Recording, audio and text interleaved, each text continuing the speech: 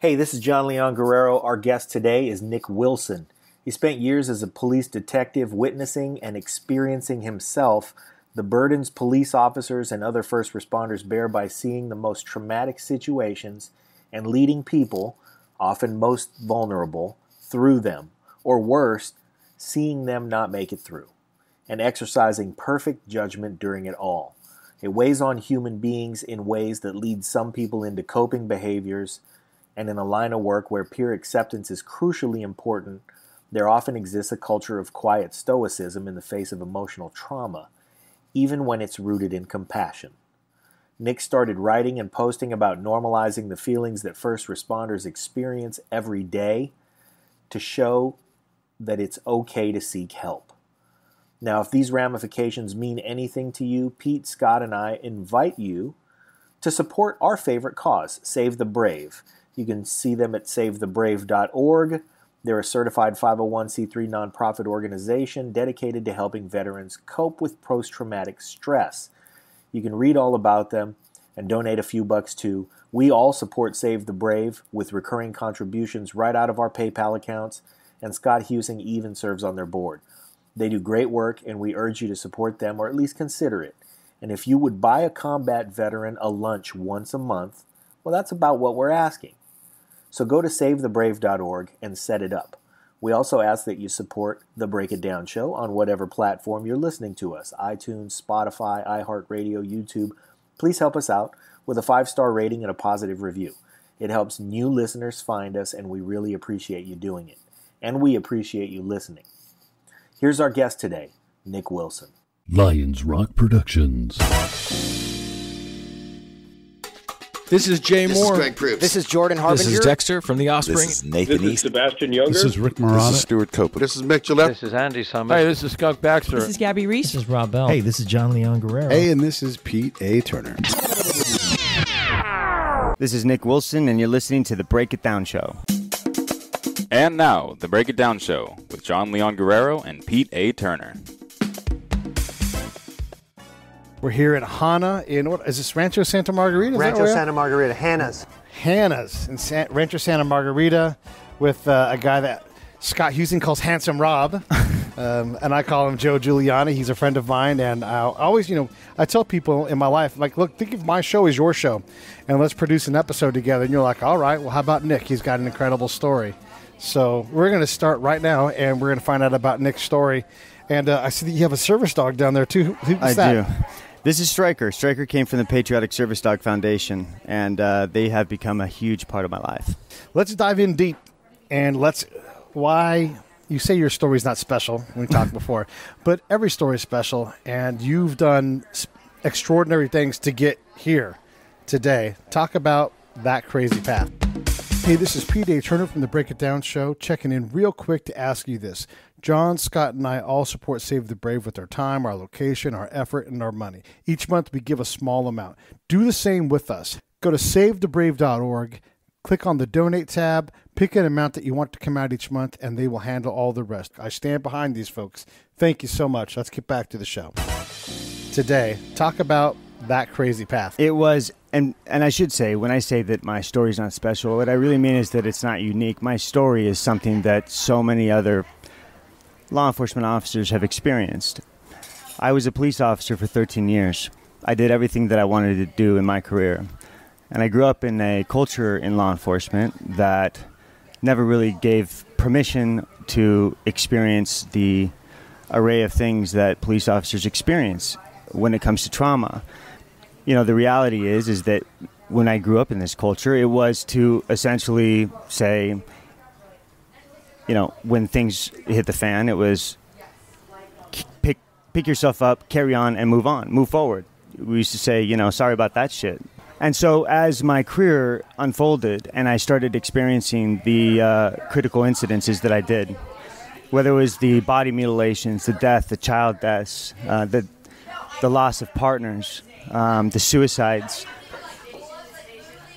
it had a tremendous effect and impact on me, psychologically, emotionally. And so I started to essentially experience the physiological symptoms that stress and trauma have on the body. And so when this happened, I realized that something was really wrong with me, and that started with my sleeping patterns. I went downhill from there. My healing journey started 3 years ago, and that's what I really want to talk about and what's going to happen moving forward. To get to that path, to get to that healing point, though, you had to take a lot of things down in with you. You talked about, well, just in general, police, you guys collect experiences from the worst moment in someone's life. Yes. Over and over and over and over again. Right. To where you become desensitized to bodies, young people being dead, right? You know, or on a path to death. Yeah. You know, you get to watch. Sometimes you get to watch that person. We've been on a call with them, code blue, 4 different times. Who cares anymore? Yeah, right. Right. That's not a normal path, and we don't think about that in the common public. Right. And so what I like to do is really dig deep into this, right? So society, what we have is essentially law enforcement as a career and as a profession hires people that are very strong and resilient. They are the type A personalities that don't know typically how to ask for help. There's a certain personality trait that is required in order to be a police officer. And so it was a very good point that you brought up. Police officers throughout their career experience trauma on a level that most people, if they see once or twice in their life, changes them. It truly affects them. And so what we're talking about in a much deeper sense is the accumulation of trauma. It is a cumulative stress and trauma that starts to change and deteriorate the mind and the body as a police officer goes through his or her career. And when this happens, the things that we don't really discuss are the things called compassion fatigue, which is experiencing someone else's trauma vicariously and seeing other people on their worst day going through their worst moments and darkest moments. And, you know, police officers look at the victims of crimes, of violent crimes, and they experience compassion fatigue on a whole new level. This is one very small component to the array of issues that police officers have to deal with. But when you see accumulatively, over and over and over again, people suffering and experiencing pain and loss, that police officer experiences the compassion for them and understands their plight. And over time, that affects a police officer in ways that I had to experience that I never thought I would. I didn't even understand the concept of compassion fatigue. And real quickly with me, with what happened to me, I never thought that I would experience the troubles and the problems that I did in my career towards the end. 13 years in law enforcement. And I was so fortunate to have been able to do all the things that I wanted to do. But after time, I had 3 back surgeries from injuries that were sustained from fighting with suspects. You know, I started to, after 3 surgeries, they prescribed me for the first time in my life narcotic pain medication. And I was really, really struggling. And as the years passed, before I promoted to detectives in 2010, I was also having significant problems with sleep for the first time in my life. And so I was prescribed, after about a year of going through sleep clinics and studies and receiving sleep aids and medication for sleep, they upped it to benzodiazepines. And they did that after they diagnosed me with PTSD. And just to illustrate, you know, I always talk about the stigmas of in law enforcement when it comes to mental health, because we always want, you know, to be strong in their law enforcement. They're expected to be strong and stoic. And for me, the stigma of being diagnosed with PTSD during that time was so humiliating for me. I thought it was that I was broken. And the second that I was diagnosed with that, I thought first, nobody in my department, if they ever found out, would find me credible, that it was a sign of weakness. And so I hid it from them and from everybody.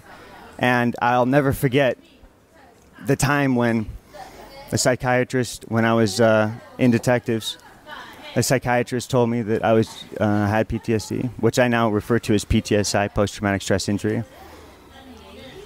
I got up and I left his office, and I never wanted my name to be attached to a file that said Nick Wilson had PTSD. And so I canceled my insurance with Kaiser. That was significant for me.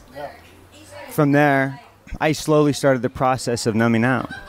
Trauma, critical incidences, experiencing people having tragedies on their worst day, my own physical pain that I was trying to numb and mask, my inability to sleep, depression set in, isolation set in, all of these things that so many officers today experience. Before you go further, though, I'm going to ask you this. Yeah. So you're in the locker room with all the other cops getting ready for day to day. You're all in some form of that level of damage, right? Yeah. Some more than less than the others. How many of them would you guess are in the same level of self-medication or self-harm in some way?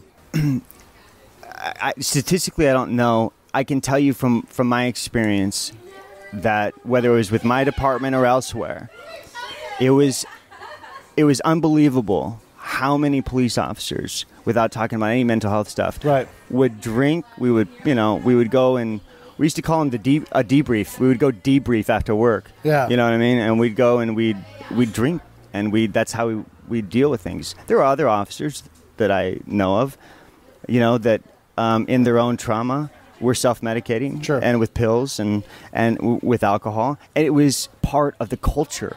That was more culturally acceptable at that time than to talk about mental health issues or pathways towards healing. And so unfortunately, that's how law enforcement was designed, it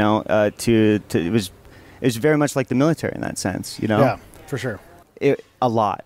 It's estimated that over 86% of police officers will experience symptomology of post-traumatic stress. And so with that, I think when we see the suicide rates that are happening today, a huge part of the suicide rate is the big contributing factor is substance abuse. Yeah. For me, when I talk about self-medicating and numbing myself out,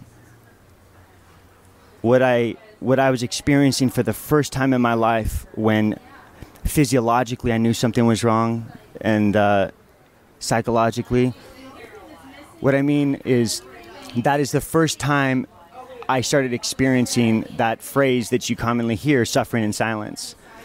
When I was a detective, I was promoted in 2010.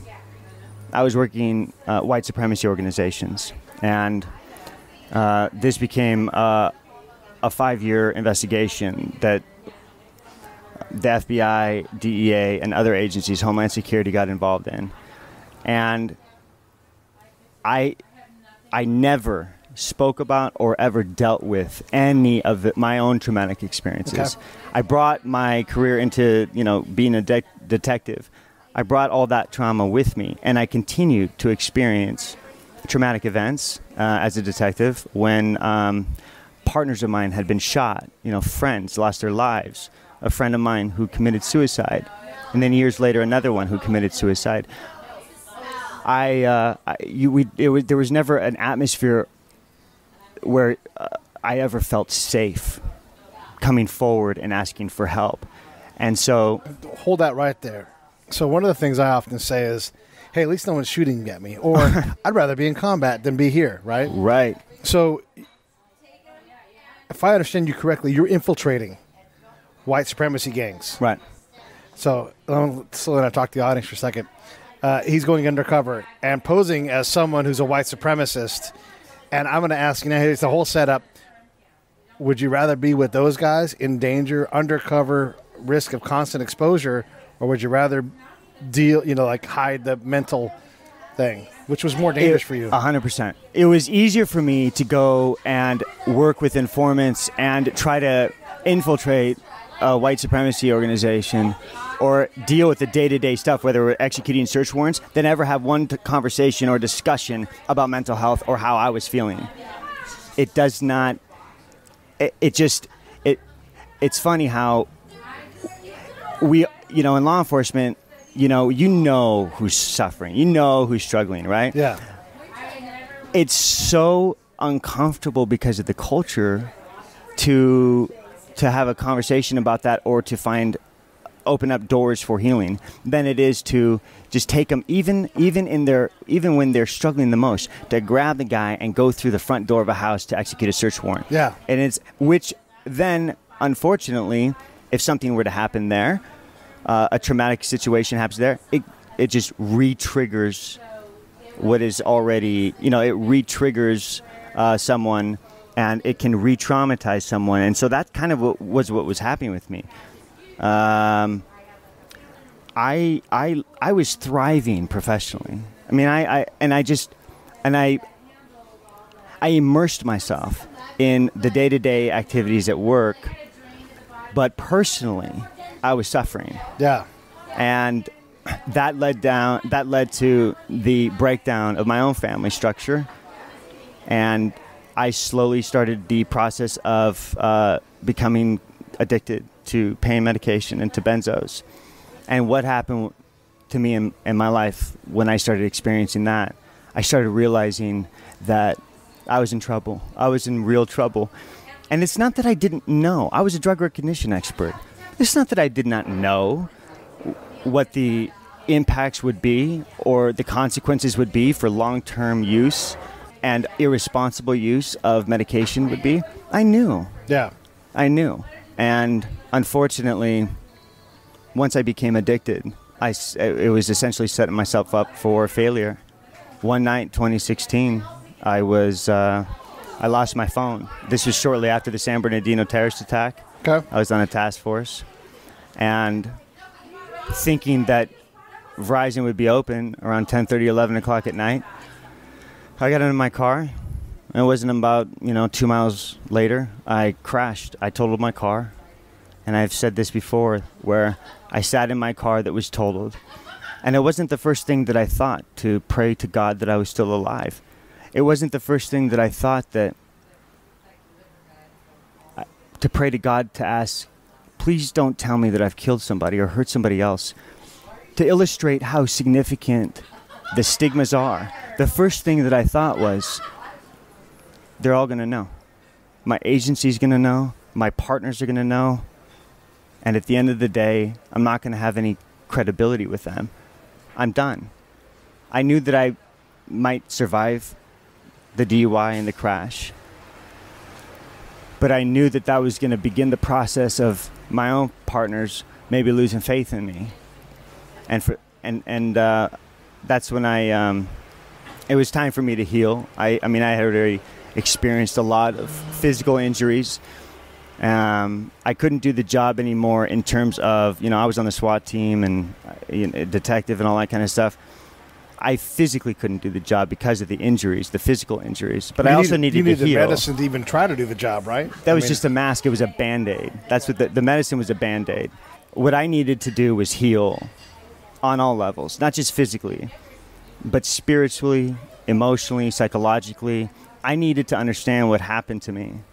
And so I began the process of a 3-year healing journey that I've been on.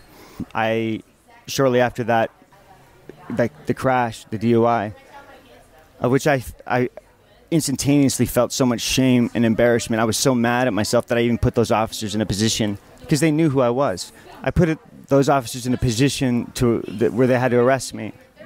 And so I really began an isolation process that was really against my own, it was incongruent with who I was as a person. But I started this period of isolation and depression.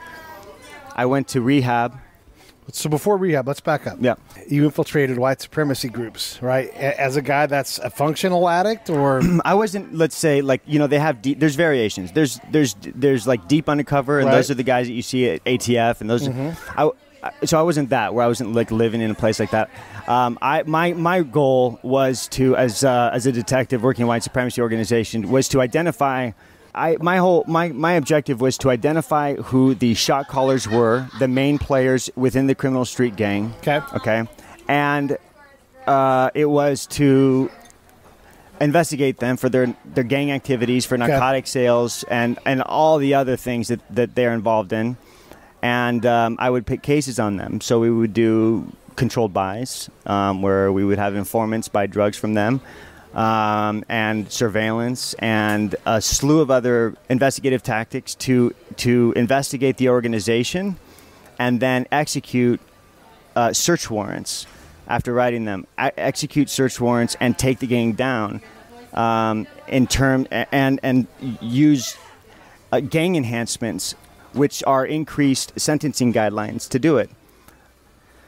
And so after years of investigating them, we were able to successfully arrest and convict enough of the shot callers to put the gang out of business. Right. And, the things that they were involved in, not just the hate crimes, but victimizing people in our society on a daily basis to further and enhance their own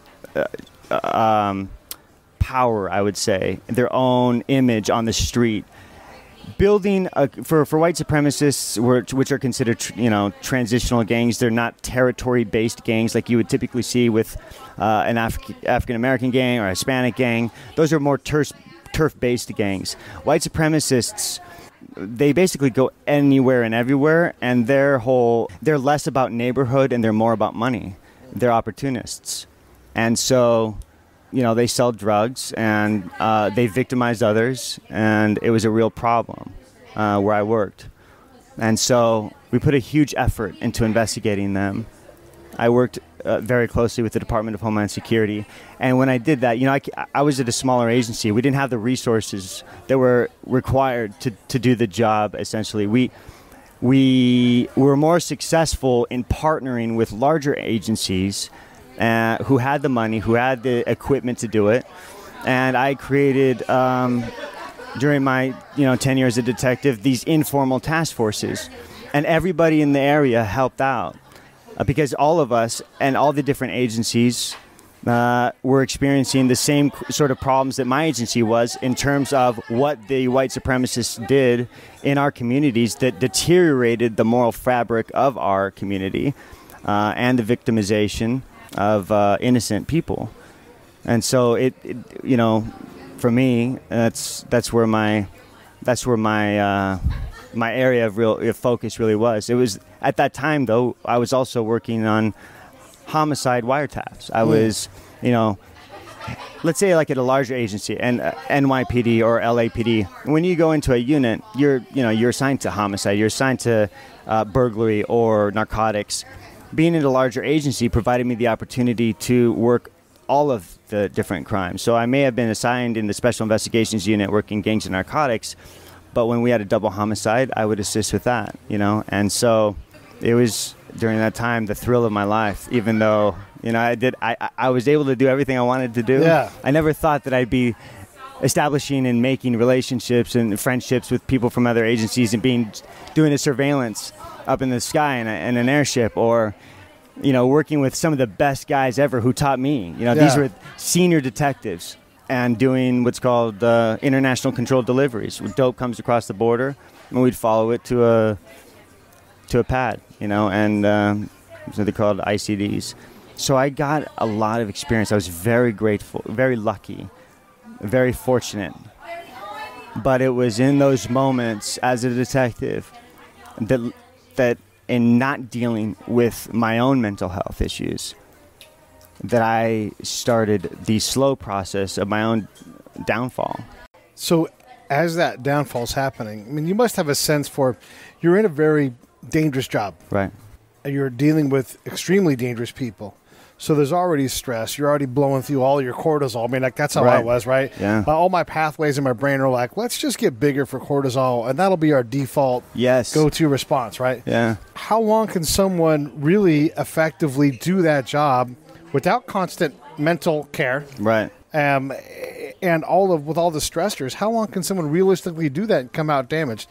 Obviously, it's kind of a weird number because you don't speak for everybody, but it seems like it's like going to be a hockey player and coming back with all your teeth. It doesn't seem like that's possible. Right. So how long can someone do that kind of work, that level of intensity, that level of danger? It's a good question. It's a good point. And I've seen it happen both ways, where someone can experience that and go through that and phase out real quickly, and other officers who experience that can hold on and live that way for a long period of time. So I don't know that there's really a number. I don't think that there is. But what I have seen is the aftermath and the high-risk behavior that they engage in, and what happens to their bodies and their minds physiologically. You were talking about cortisol levels. Yeah. Nobody talks about the cortisol levels, and not just that, but adrenal fatigue. Yeah. The adrenaline dump and the roller coaster ride that when a traumatic experience happens, and the toxins that are being released in the body. All of those things are never really talked about. I had to learn that later on after I retired and in my healing journey. It's amazing what the mind does. As we got, like, you would come back from a patrol, in our case, and you're out for hours and hours walking up and down mountains, and you're just physically wiped out. Right. Well, too bad. You've got patrol reports to write, and you've got to prep for tomorrow because you're going to do the same damn thing.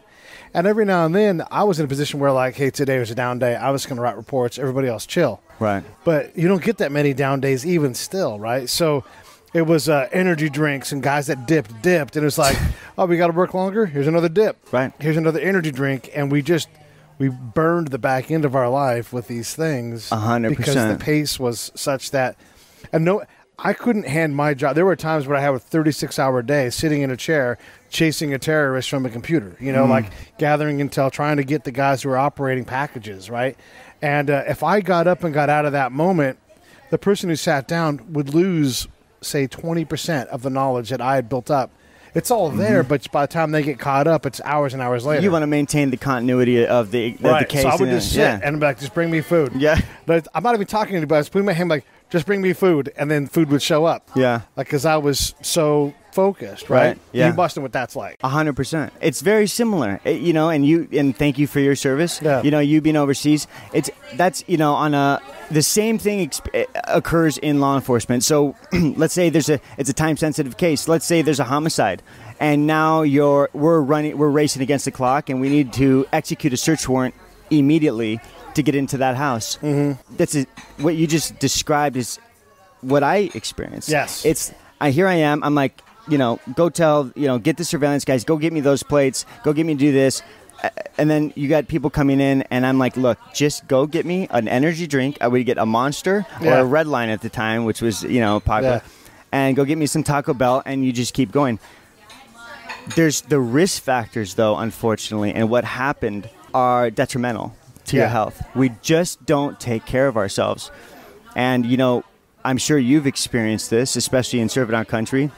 When we graduate from the academy, we're made to feel invincible because it goes beyond just prepping someone for the street. Psychologically speaking, you have to train. The indoctrination process of being resilient and learning to overcome a threat begins at the academy and gets further indoctrinated in you as your career progresses. So psychologically speaking, just like, you've had to experience, police officers, cannot lose the fight. And they're expected to make split-second decisions immediately, and they are expected to do so in a way that's going to provide an outcome that's successful and use impeccable judgment during all of those factors that are being, that their officers facing in that moment, and fight all natural tendencies like fear and anxiety. Yeah. Unfortunately, that decision-making stuff and what happens to, like what happened with me, you're expected to do those things, and along your way, what you're talking about with cortisol levels, when your body just starts getting pounded like that, and you start psychologically experiencing trauma that is left untreated, you start making poor decisions. You start losing your capacity to make, sound judgments, whereas you otherwise probably wouldn't have started to, experience, unfortunately. And for me, after that DUI, I didn't understand anything about trauma or our responses to it until I got clean and then went up to a trauma retreat, which ended up saving my life, number one, and began my own healing journey because I started understanding trauma and the body's responses to it. I went to one of my many regional or PTSD meetings that I go to, like my overall case manager today. And she's like, hey, don't forget next week you're starting your trauma therapy. Yeah. You know, and I'm like, well, thank God we finally got to that. Yeah, right? Because, like, you know, in intake, they're like, what happened to you? And I'm like, first off, fuck you. I don't want to tear all that open here for a fucking intake. Yeah. Just, I got plenty. Let's just, you know, start at the beginning. But, yeah, and then you're like, well, there's this trauma and there's this trauma. Oh, don't forget this stuff that I've been hiding for years. And that all caused this whole thing. Right. So how did you unsort that whole fucked up package of shit? Well, so first of all, when you said, you know, what happened to me, that is literally, like, I've been asked that, and I've asked myself that. Yeah. And when you can't see beyond what's right in front of you, like that cup right there, you know, that's an impossible question to answer. And it wasn't until I got into the work, what happened to me and how did I unpack it? I had to understand, first of all, I had to make the decision to care enough about my life, which basically I was, you know, motivated by my son. Mm-hmm. You know, he became my reason for living. Good. It wasn't until I started unpacking things that I understood essentially the anatomy of trauma and what happened. How did I do that, and what did I learn? When I went to that trauma retreat, the first thing that they do to you is they give you a little button to wear on your shirt that says JFU, which means just fucked up. You know what I mean? We basically had to accept we're just fucked up. Yeah. I knew that I had so many years of untreated trauma that I had to basically expose myself to all different treatment modalities. You know, I did EMDR. I started, you know, for as silly as it sounds, especially in law enforcement, especially maybe for the military, mindfulness. I had to practice mindfulness meditation. That's what I do too. Yeah, I had to learn how to live with an attitude of gratitude, because absent that, you're stuck in this self-loathing, self-pity party that, you know, can last for years, and you're confused about why you are the way you are now. What was PTSD and how I went Have through. Have you been reading my file? No, I went through. It's funny because I can tell you. You understand? So, I mean, when I went to therapy, I had a psychologist who was just a phenomenal psychologist who had treated police officers and understood. He was culturally competent. You know, he was clinically competent in his ability to treat a police officer in trauma. And I did exposure therapy, which was huge for me. Okay. And neurofeedback. I did all of it simultaneously, essentially. And I had to hit it really hard because there was so much to unpack. Yeah. One of the things that you would think that, oh, these guys are going to be in this high-risk, high-stress situation. We're asking a lot of them. Let's make sure that they're getting constant counseling. I know for me, wouldn't work. Be like, hey, we're wasting my fucking time. I got shit to do. Talk to me later, you know? And so the thought to help and wrap our arms around that person, get your fucking arms off me. I got shit to do, you know? Yeah. I'm out here on the tip of the spear. There's no help out here. Yeah. We're going to go do it. I don't really have a question, but I just want to Well, state, like, I mean, you make a very good point, because you basically what you're saying is right. It's, you know, you're on the SWAT team. You're also, a detective. You have to execute a search warrant on a homicide suspect who's a career criminal and a documented gang member with a rap sheet that's 45 pages long, and you want me to go talk to somebody about how I feel? What does that even mean? To me, it was foreign. It's like speaking Chinese, you know? And so, unfortunately, knowing now what I know, looking back, you know, the only way I believe that a police officer now can survive in today's society is by looking inward and giving himself or herself permission to work on self-care. And self-care should be as important as all of the Hey, this is Pete A. Turner from Lions Rock Productions. We create podcasts around here. And if you, your brand, or your company want to figure out how to do a podcast, just talk to me. I'll give you the advice on the right gear, the best plan, and show you how to take a podcast that makes sense for you, that's sustainable, that's scalable, and fun. Hit me up at pete@breakitdownshow.com. Let me help. I want to hear about it. And self-care should be as important as all of the perishable skills that we train so hard to maintain and focus on and make a priority. We should also do the same thing with self-care. I believe now, looking back, that there should be a yearly check-in, minimum, a yearly check-in, not an evaluation where they feel threatened that, hey, if they say something, they could potentially be, lose their career or have like a fitness for duty. Right? Like, I don't trust any of you in the system. You don't know what I know. You don't go where I go. So I'm not going to tell you shit because next thing you know, you're going to take my gun. 100%. I don't trust you fuckers. Right. And that's where the barriers happen. Yeah. And unfortunately, there are not enough clinically competent clinicians and culturally competent clinicians that understand the subculture of law enforcement and the wide array of the medical issues that occur in, we don't talk about emergency responder exhaustion syndrome or compassion fatigue, adrenal fatigue. We don't talk about hypervigilance and what hypervigilance does over a course of time. If that's your baseline, like it was for me, hypervigilance, being constantly on edge and at a 10 over the course of time, it kills you. Yeah. It kills you.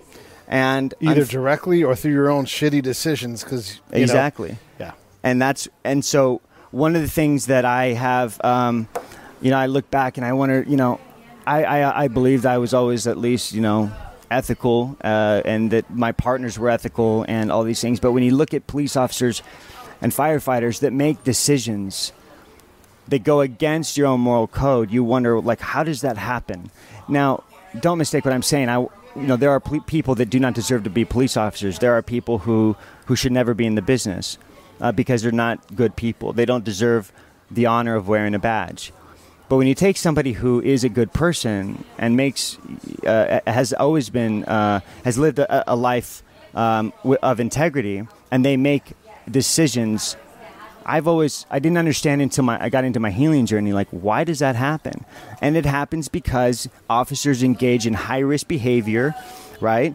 That whether it's multiple sexual partners, gambling, drug abuse, substance abuse, drinking, all of those things, right? That emulates the feeling they have when they're working, sure, right? And the adrenaline rush. It's the adrenaline rush begins the chase. It's the chase of that feeling that they try to emulate.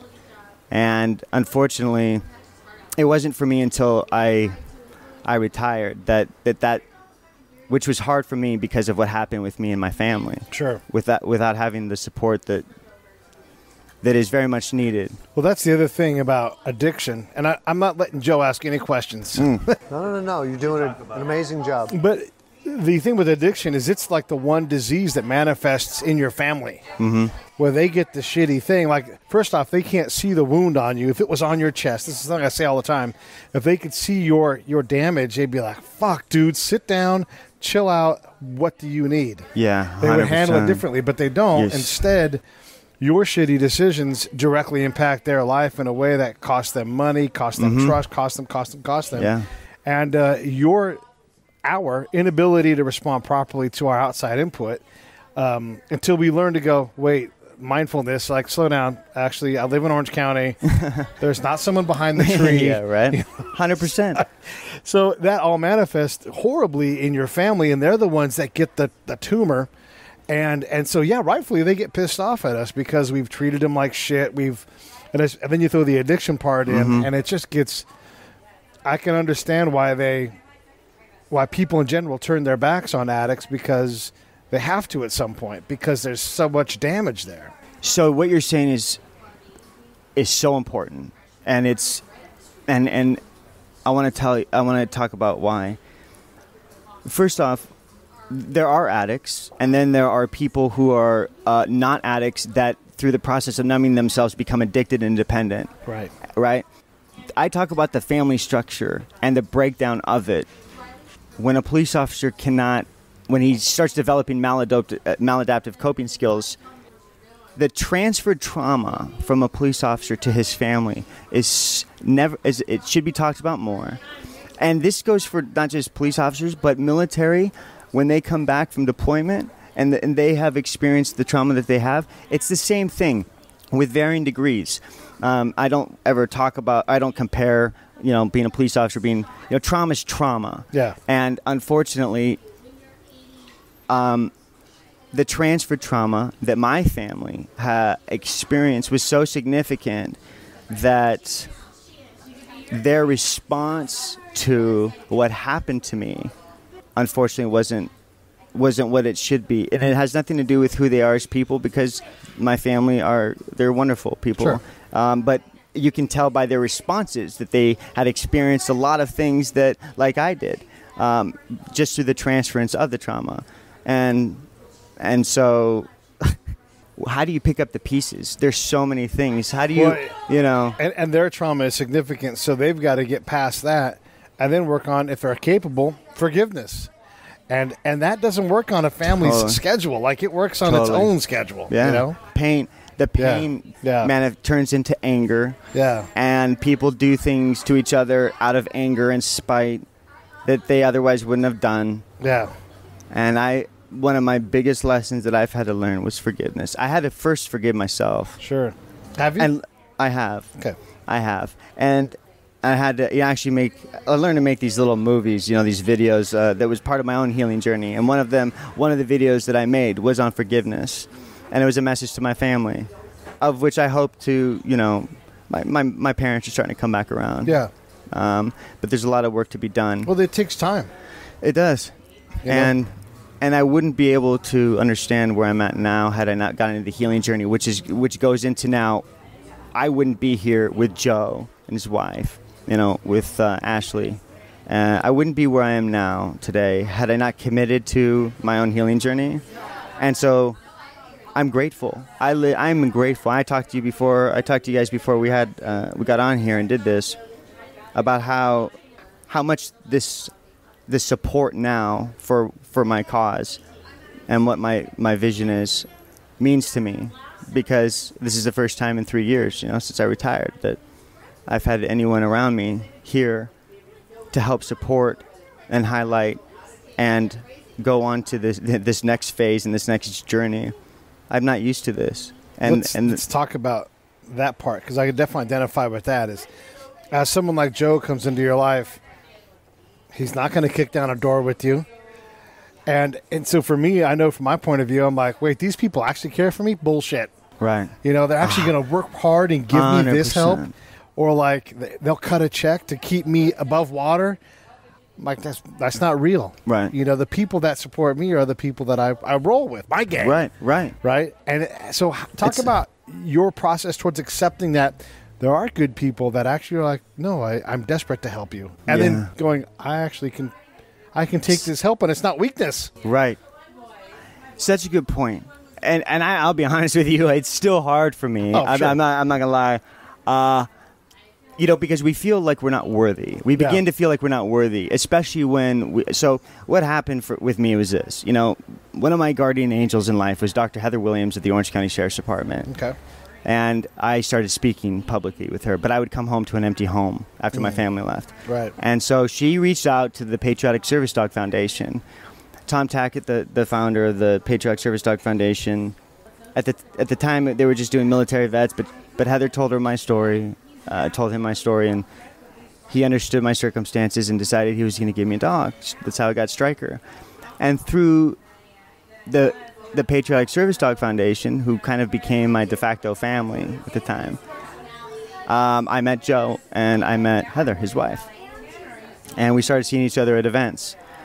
And it's very hard for a police officer or someone, I think, to ask for help. It's hard to accept the fact that there are people that do care, because you alienate yourself from the rest of society when you have the us versus them philosophy. I met Joe maybe about a year ago at an event, and then would see him in other events. I saw him at the Patriotic Service Dog Gala recently, and his wife, Heather, and kind of checked back in with them after not seeing them for a while and told them kind of what my new plan was, my new vision. And they asked if, they offered to help. They said, if there's anything that we can do to help you, please let us know. And I sat and stood on that for a while, and I didn't know really what to do. And then I reached out to Joe. And what Joe is doing and what his wife's doing and what Ashley is doing for me and trying to help the Resiliency Project and what we're going to start doing for first responders in the country has been so overwhelming. And I'm so grateful that in the beginning, I kind of looked at him like, what do you really want from me? Or what is really happening? What's when's the next shoe going to drop? Am I standing on a rug? Are you going to pull this out from under me? Yeah, because, where does this end up? Exactly. And wait, just with that right there, let me interject just a second, which is what I found a good role for Heather and I in a lot of the stuff that we do with the Patriotic Service Dogs and Save the Brave, and now with is just to listen. Right. Just to listen. And if you need something, you'll ask. Yeah. And that's what we always wait for. When you need something, when you're ready, when anybody's ready, they'll ask. But we're just there to listen. Because we found a need between our military vets and our first responders to just listen. Yeah. To just listen. That's it. Simple.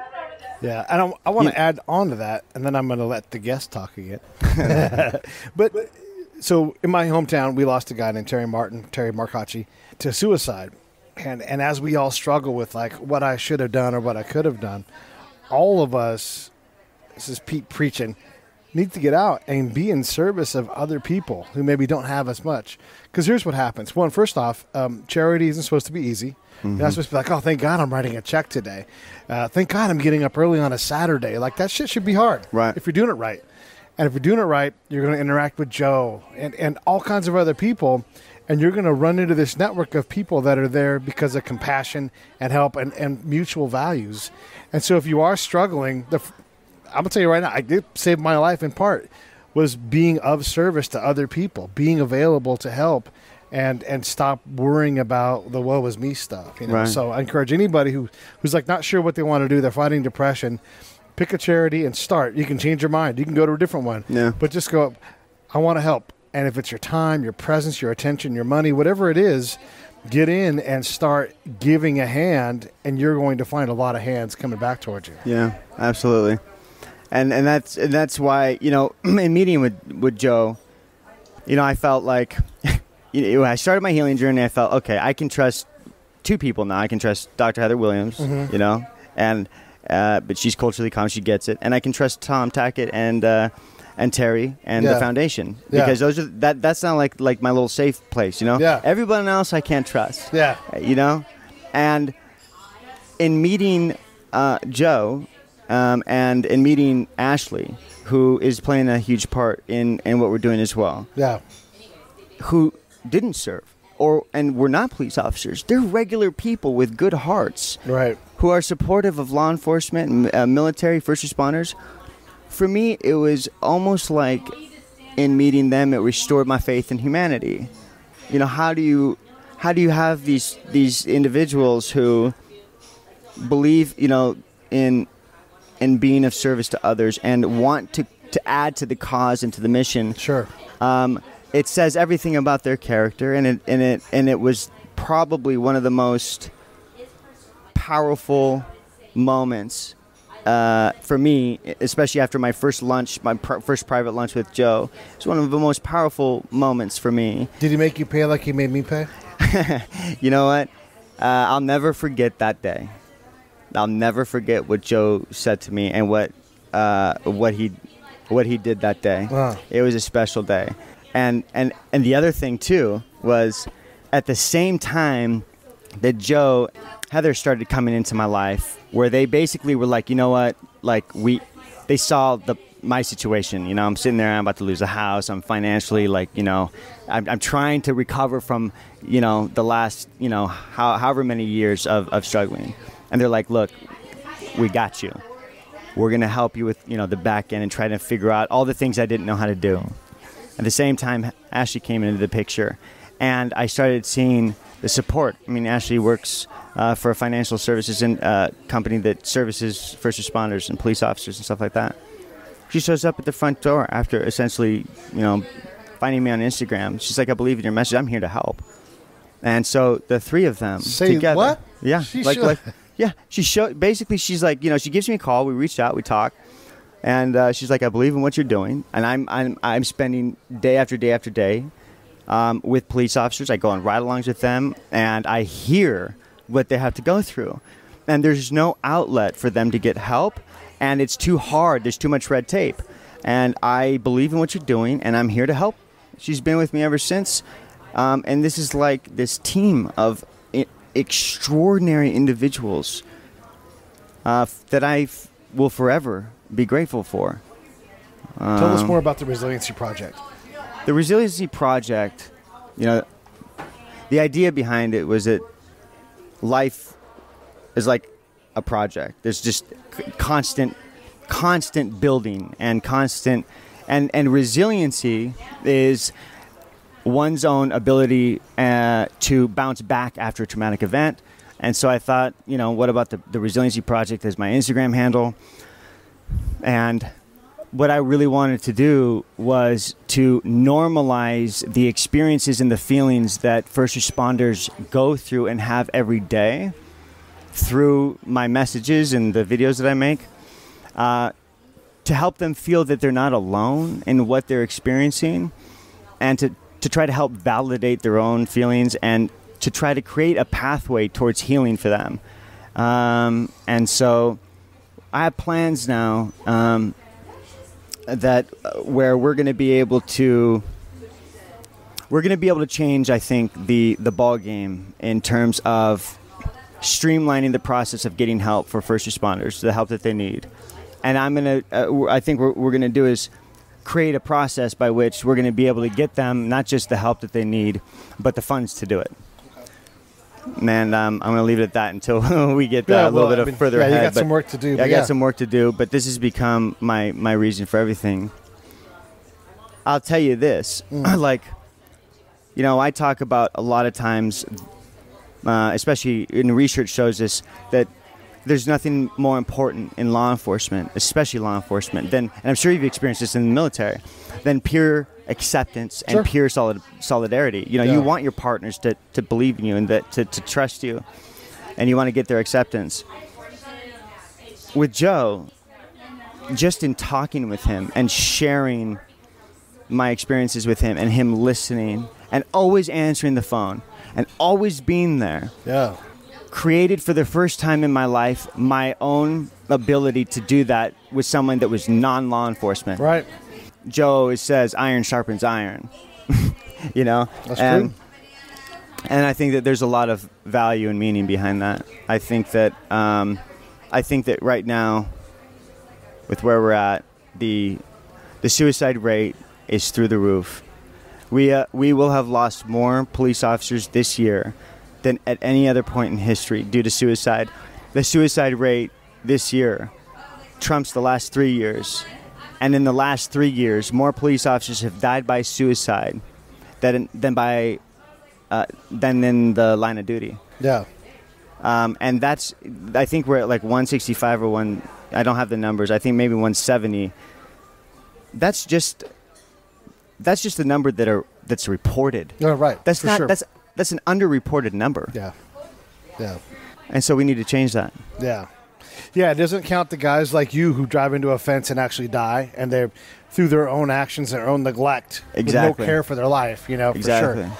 And then the other ones that slip through the cracks, it's an important message. And look, first off, thanks for what you do. I mean, literally, while we were setting up for the show, you were fighting for someone's life, a fellow officer. And we don't got to talk about their case, but you're doing this actively every day. And I get a lot of this too, where I get the phone call like, hey, I'm on the edge. Yeah. And I'm going to respond now. How do I respond to that? It happens all the time. Or so-and-so jumped off the edge. Yeah. And you're just like, damn, I wish, I don't know what else to do. But there are certainly plenty of people that are in desperate need of help, whether they realize it or not. Yeah, absolutely. Absolutely. I think what needs to really start taking shape is that this is a conversation now that has to be at the forefront of every agency in this country's mission. They have to acknowledge that, unfortunately, we can no longer remain quiet or silent about suicide. And suicide is the end result of the accumulation of untreated trauma and the array of things and complexities that come with trauma, and what we do in our trauma with our maladaptive coping skills that leads to trauma. If we can help normalize this entire process and change what happens during the trauma process, we can reduce the suicide rate. And so that's what we're all trying to do at this point. That is what I'm trying to do with Joe and Heather and Ashley and the team that we're now developing at the Resiliency Project. Man, thank you for coming on the show. Thank you for having me. And I love talking with you. You're pretty amazing yourself. Your story is pretty amazing, and I love it. So thank you for having me on. Well, that's my pleasure. And Joe, thanks for co-hosting. Pretty easy duty for you. One quick comment. You were good. Pretty funny.